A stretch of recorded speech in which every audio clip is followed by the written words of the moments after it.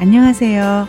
자유교회 이진우 목사가 보내드리는 아침 묵상입니다. 오늘도 예수 그리스도의 향기를 내는 복된 하루가 되시길 바랍니다. 11월 18일 수요일 아침 묵상입니다. 오늘은 압살롬의 자멸과 아히도벨의 몰락이라는 제목으로 사무엘하 17장 1절로 7절 그리고 23절의 말씀 묵상합니다. 아히도벨이 또 압살롬에게 이르되 이제 내가 사람 12,000명을 택하게 하소서. 오늘 밤에 내가 일어나서 다윗의 뒤를 추적하여 그가 고나고 힘이 빠졌을 때에 기습하여 그를 무섭게 하면 그와 함께 있는 모든 백성이 도망하리니 내가 다윗 왕만 쳐 죽이고 모든 백성이 당신께 돌아오게 하리니 모든 사람이 돌아오기는 왕이 찾는 이 사람에게 달렸음이라.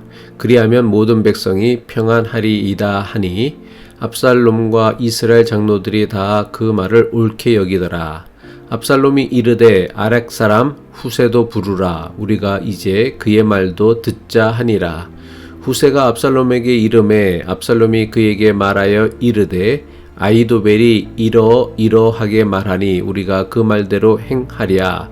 그렇지 아니하거든 너는 말하라 하니 후세가 압살롬에게 이르되 이번에는 아히도벨이 베푼 계략이 좋지 아니하나이다 하고 아히도벨이 자기 계략이 시행되지 못함을 보고 나귀의 안장을 지우고 일어나 고향으로 돌아가 자기 집에 이르러 집을 정리하고 스스로 목매어 죽음에 그의 조상의 묘에 장사되니라. 오늘 하루도 안전하고 건강한 하루가 되시길 축복하며 아침 묵상 시작합니다. 미움과 증오를 이용해 편가르기에 성공한 아히도벨이 압살롬에게 두 번째 전략을 제안합니다. 지금 당장 자신이 군사 12,000을 모아서 도망가는 다윗을 쫓아가 한밤중에 기습 공격을 하겠다는 것입니다. 그러면 다윗을 따르는 백성들이 두려움에 빠져 모두 도망갈 것이고 그때 홀로 남은 다윗 왕을 손쉽게 죽일 수 있다고 합니다. 아히도벨의 제안을 들은 압살롬과 이스라엘 장로들이 그의 제안을 옳게 여겼습니다. 많은 군대를 동원해 한밤중 기습 공격으로 다윗의 군대를 흩어놓고는 다윗만을 처치하겠다는 아히도벨의 두 번째 전략 역시 탁월한 전략이었습니다. 만약 압살롬이 아히도벨의 두 번째 제안도 받아들여 한밤중에 다윗을 기습적으로 공격하였다면 그의 반란은 성공한 쿠데타가 될 수 있었을 것입니다. 하지만 사람을 의지하고 사람의 힘을 믿는 사람은 아이러니하게도 사람을 끝까지 신뢰하지 못합니다. 오히려 가까이 있는 사람을 끝없이 의심하고 불안해합니다. 압살롬이 바로 그러했습니다. 압살롬은 아히도벨이 제안한 전략이 맞는다고 생각하면서도 후세라는 또 다른 전략가의 의견을 묻습니다. 후세가 누구입니까?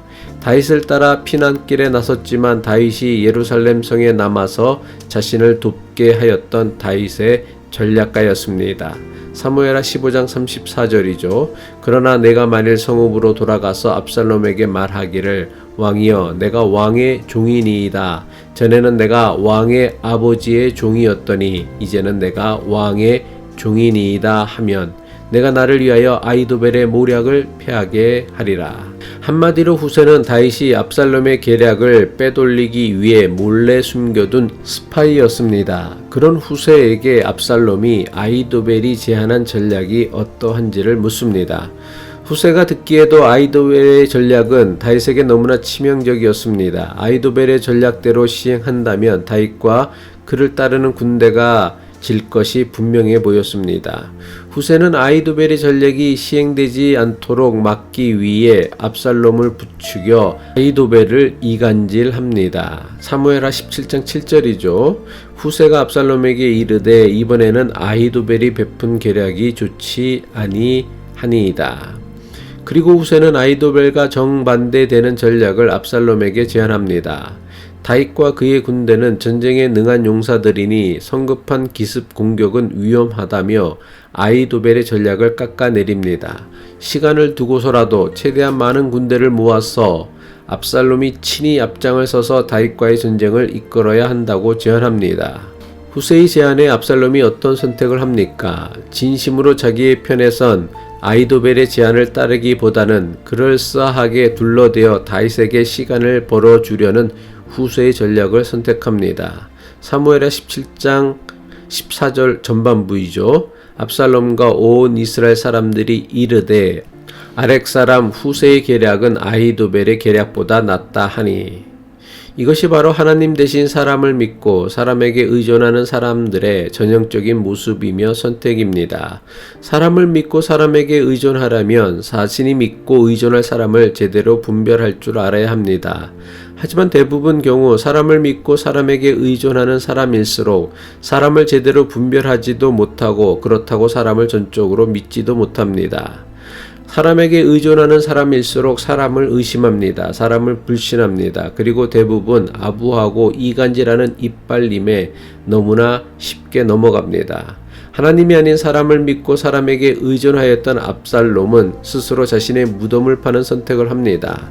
압살롬과 온 이스라엘 사람들은 아히도벨의 전략보다 후세의 전략을 훨씬 낮게 여깁니다. 결국 압살롬은 확실한 승리를 보장하는 아히도벨의 전략 대신에 자신을 속여 다윗을 도우려는 후세의 전략을 선택합니다. 하나님 대신 사람의 힘을 믿는 사람들이 사람의 손에 스스로 넘어지게 하는 것, 이것이 역사에 개입하시는 하나님의 손길입니다. 사무엘하 17장 14절 후반부입니다. 이는 여호와께서 압살롬에게 화를 내리려 하사 아히도벨의 좋은 계략을 물리치라고 명령하셨음이더라. 아히도벨 또한 하나님의 역사하심과 심판보다는 사람의 힘과 사람의 복수를 의지하였던 사람입니다. 아히도벨은 압살롬의 편에 서서 그를 이용해 자기 뜻을 이루고 다윗에게 복수하려고 하였습니다. 하지만 결정적인 순간에 압살롬이 자기의 뜻대로 움직여 주지 않았습니다. 아히도벨은 압살롬이 자신의 제안을 버리고 후세의 제안을 택하였다는 소식을 듣고는 그 즉시로 짐을 정리해 고향으로 돌아가 스스로 목숨을 끊었습니다. 사무엘하 17장 23절이죠. 아히도벨이 자기 모략이 시행되지 못함을 보고 나귀의 안장을 지우고 떠나 고향으로 돌아가서 자기 집에 이르러 집을 정리하고 스스로 목매어 죽음에 그 아비묘에 장사되니라. 아히도벨은 후세의 제안을 선택하고 따르는 압살롬을 보면서 압살롬의 반란이 실패할 것을 직감한 것입니다.